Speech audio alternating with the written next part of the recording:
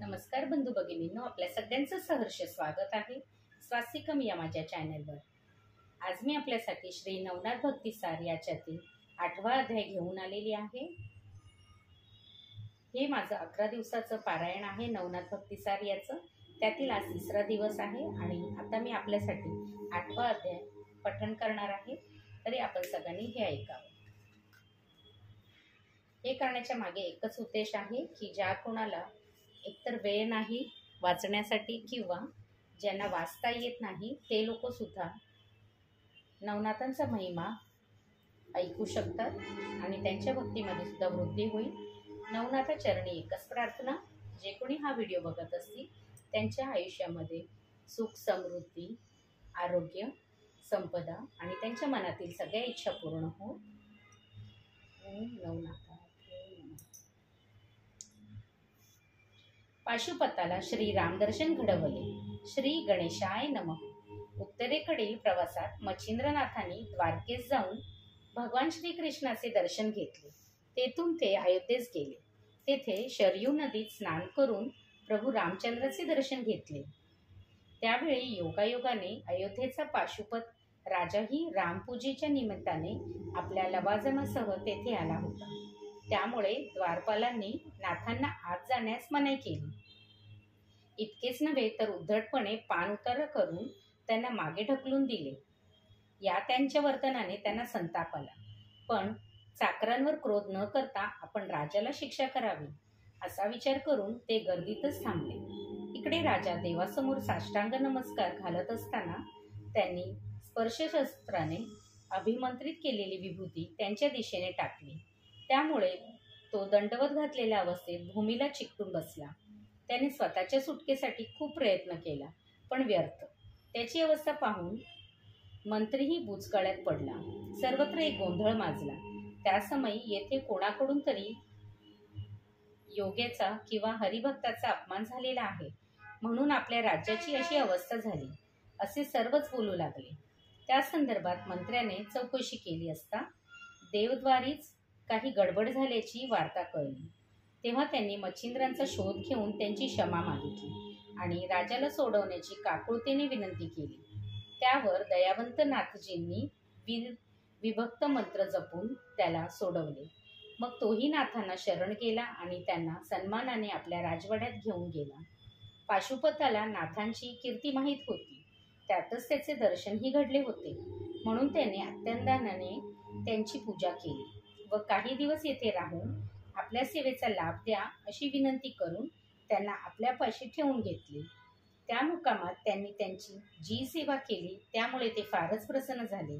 त्यांनी राजाला त्याची इच्छा विचारली आणि ती पूर्ण करण्याचे आश्वासनही दिले। तेव्हा तो म्हणाला, महाराज, आपल्या कृपेने माझ्याजवळ सर्व काही आहे, पण ज्या सूर्यवंशात माझा जन्म झाला त्या वंशाला कीर्ती प्राप्त करून देणाऱ्या प्रभू रामचंद्रांचे प्रत्यक्ष दर्शन व्हावे अशी बऱ्याच दिवसापासून उत्कट इच्छा आहे। तसे झाले तर मी स्वतःला धन्य समजेन। त्यावेळी त्याचा शुद्ध भाव पाहून त्यांना त्याचे कौतुक वाटले। त्यांनी त्यांची इच्छा पूर्ण करण्याचा निश्चय करून त्याला प्रासादाबाहेरील मोकळ्या पटांगणात नेले। तेथे सूर्याला निष्प्रभ करून खाली उतरण्यासाठी त्यांच्यावर अनेक अस्त्रप्रयोग केले, पण त्यांच्या प्रत्येक अस्त्रावर प्रतिअस्त्रांना योजना करून सूर्याने त्यांना चोख प्रत्युत्तर दिली। तेव्हा बलसंपन्न नाथांनी वातकर्षण अस्त्राच्या साहाय्याने सूर्य, त्याचा सारथी व रथाचे अश्व यांचे श्वासोश्वास बंद पाडले। त्या अस्त्रामुळे सूर्यरथाला असलेल्या वायुचक्राचा आधारच सुटला आणि तो पृथ्वीवर आदळला। सूर्य जमिनीवर पडल्याने त्याच्या तेजाने सर्वत्र आगीचे लोळ उठले आणि त्यात असंख्य वृक्ष व जीवजंतू नामशेष झाले।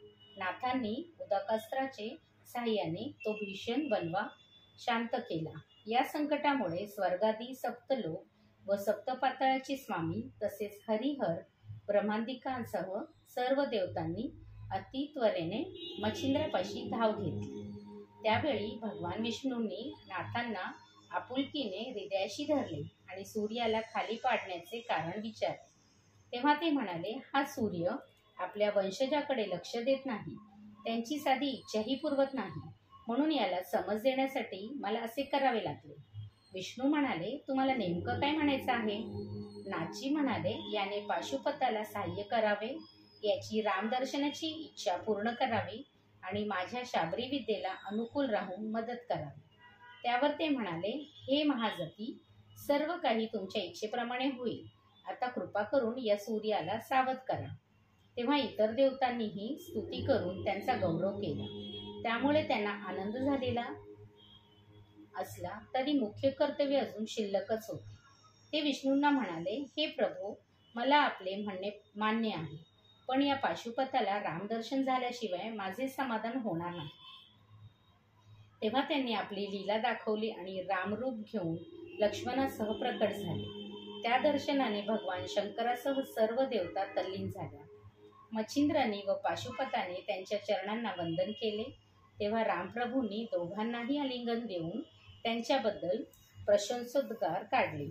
तसेच नाथांच्या शाबरी कवचवास मी सर्व शक्तिनिशा सहाय्य करीन असे सर्व देवासमक्ष आश्वासन दिले.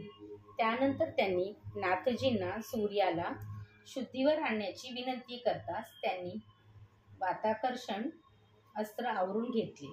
त्यामुळे सूर्य, त्याच्या सारथी व रथाचे अश्व यांना शुद्ध आली. सावध होताच सभोवती सर्व देवसमूह पाहून आपल्याला वंदन करत आहेत. हे पाहून सूर्याला मोठे आश्चर्य वाटले. ते विष्णूला म्हणाले, हे महाप्रभू, ज्यांनी मला शुद्धीवर आणले ते वीर कोण आहेत? त्यांच्या पराक्रमावर मी अतिशय प्रसन्न आहे आणि माझी त्यांच्यावर अक्षय कृपा राहील. तेव्हा सर्व देवतांनी मच्छिंद्रांना सूर्याच्या दर्शनास जाण्यास सांगितले. त्यावेळी त्याच्या दाहकतेने झळ आपल्याला लागू नये म्हणून आवश्यक ती उपाययोजना करून नाथजी त्याच्यापाशी गेले आणि अत्यंत आदराने त्यांच्या चरणांना वंदन केले. त्याप्रसंगी त्यांनी त्याच्याकडून शाबरी विद्येला अनुकूल राहण्याचे वरदान मागून घेतले आणि पाशुपतालाही त्याच्या चरणावर घातले. मग त्या दोघांना अनेक आशीर्वाद देऊन सूर्यासह सर्व देवता स्वस्थानी गेल्या. पाशुपत कृतार्थ झाला होता. तो समाधानाने प्रासादात परतला. त्यानंतर रामप्रभूंची अनुज्ञा घेऊन नाथजी पुढील यात्रेस निघाले. अध्याय 8 समाप्त. ओम राम दत्तात्रय पर्णमस्तु. शुभम भवतु, शुभम भवतु, शुभम भवतु.